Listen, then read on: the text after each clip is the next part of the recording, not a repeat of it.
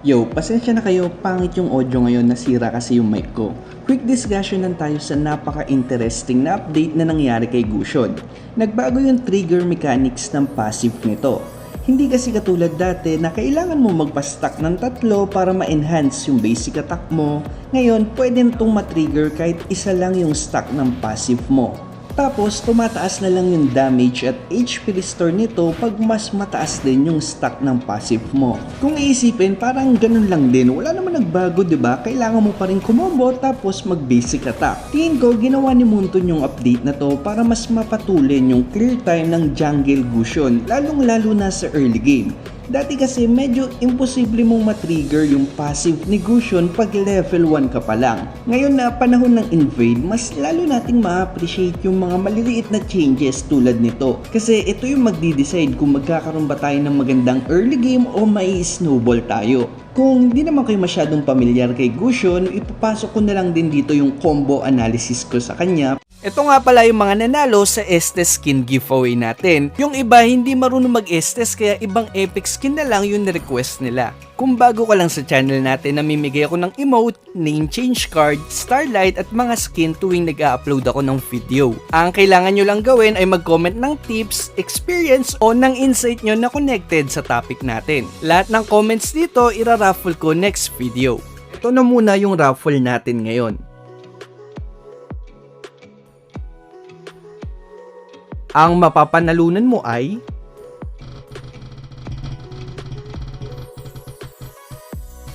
PM mo lang yung Facebook page natin para sa premyo mo. Good luck sa susunod na raffle.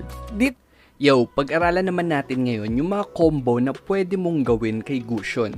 Pero bago yan, gusto ko lang munang ipaliwanag yung concept ng combo ni Gusion. Para kahit hindi nyo kabisado yung combo, alam nyo yung mga options nyo pagdating ng clutch moments. Eto nga din pala yung timestamp ng videong to. Hindi ako fast hands kaya pinag-aralan ko talaga na maigi kung paano mababawi ng mechanical skills yung pagiging slow hands ko. Kaya kung slow hands ka din katulad ko, may pag-asa pa tayo. Kailangan lang nating intindihin maigi yung mechanics ni Gusion. Nahahati sa dalawang parte yung combo ni Gusion. Una yung pag-release ng dagger. Pangalawa yung pag-recall ng dagger. Wala namang problema sa pag-release ng skill 2 mo. Ang mahirap sa combo ni Gusion ay yung pag-release ng skill 1 mo. Yan kasi yung magiging deciding factor kung matutuloy ba yung combo o hindi. May dalawang option ka sa pag-release ng skill 1 mo. Una, pagkatapos mong gumamit ng ulti. Bakit pagkatapos? Kasi nare-reset yung mga skills pag nag-ulti ka. Kaya kahit tumama na yung skill 1 mo pag nag-ulti ka, mare-reset lang din yan. Pangalawa, bago ka mag-ulti. Iniisip mo siguro, bago? Akala ko ba nare-reset ng ulti mo yung skill 1 mo?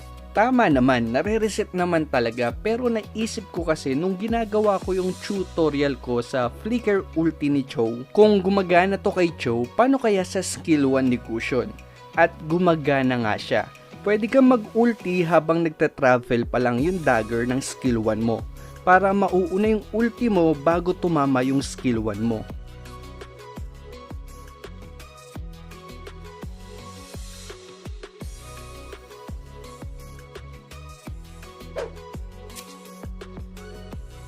Kailangan mo lang i-take note na para magawa to, kailangan nasa maximum range ka ng skill 1 mo. Napakatuling kasi mag-travel nung dagger sa skill 1.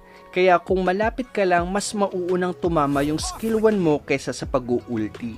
Ang kagandahan pa dito, wala tong risk. Kahit na hindi mo magawa, ayos lang kasi magre-reset naman yung skill 1 mo. Kaya may chance ka pa rin ituloy yung combo. Punta naman tayo ngayon sa pag-recall ng dagger. May dalawang option ka sa pag-recall ng dagger. Pag malayo ako sa target, skill 1, skill 2 yung ginagawa ko. Tawagin na lang natin tong long range recall. Kasi kung mag-i-skill 2 ka muna bago mag-skill 1, mauunang bumalik sa yung dagger bago ka makaabot sa kalaban.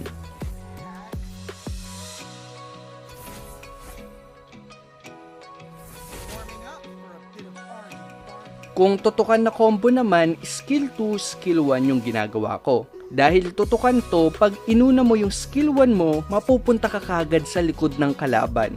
Kahit na on the way pa lang yung mga dagger mo. Kaya may maiksing oras pa yung kalaban para mag-dash o kaya lumakad pa sa lubong. Hindi tulad pag inuna mo yung pag-recall ng skill 2 mo, kahit na makapag-dash yung kalaban, malaking chance na aabutin pa rin sila ng dagger mo. Take note lang natin dito na malaking chance yung ginamit kong term. Kasi minsan, depende pa rin talaga yan sa timing. Tawagin naman natin tong short range recall. Ngayon, i-apply na natin tong mga to sa combo. Hahatiin natin to sa dalawang klase ng combo. Una, yung general combo, tapos yung situational combo. Sa general combo, meron tayong long range, short range, at saka yung double combo.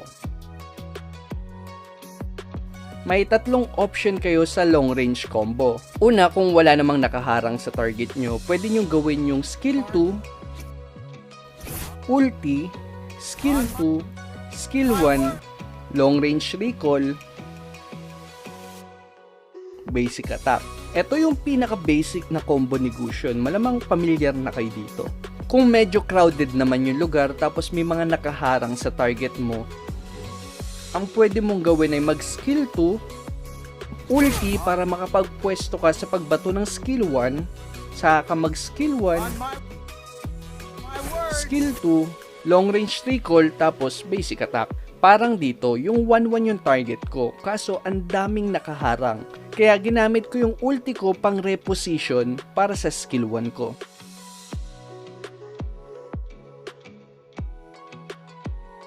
Pangatlo, kung ikaw naman yung naghahabol, ang pwede mong gawin ay mag-skill 2, ulti, tapos mag-ulti ka ulit para mapaiksi mo yung gap sa kalaban.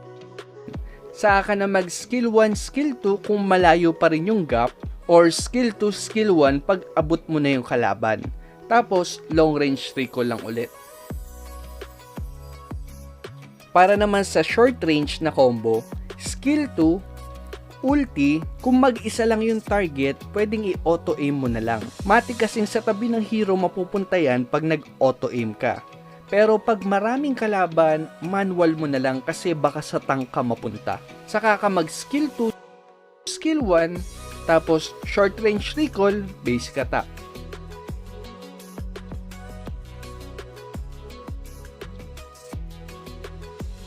Sa double combo naman, release recall basic attack, release recall basic attack lang.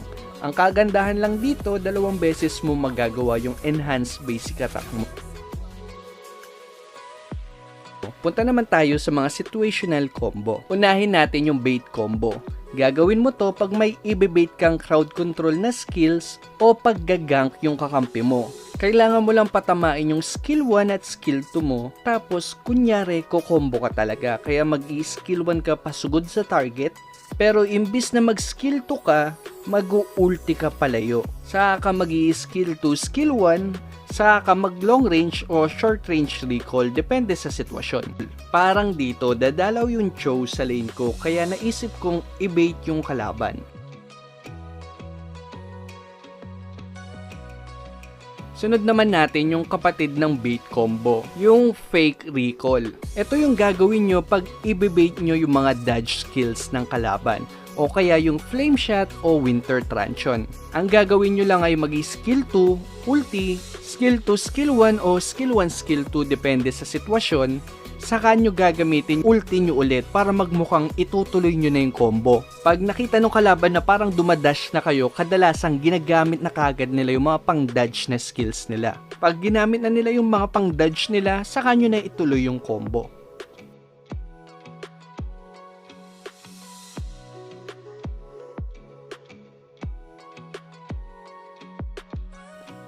Pag wala namang crowd control yung kalaban tapos solo lang yung target mo, pwede nyong gamitin tong high damage combo na to.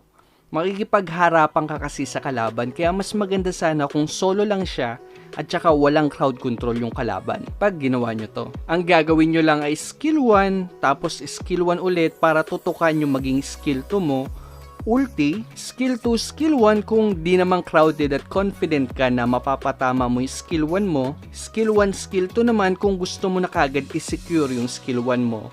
Saka ka mag long range o short range recall depende sa sitwasyon.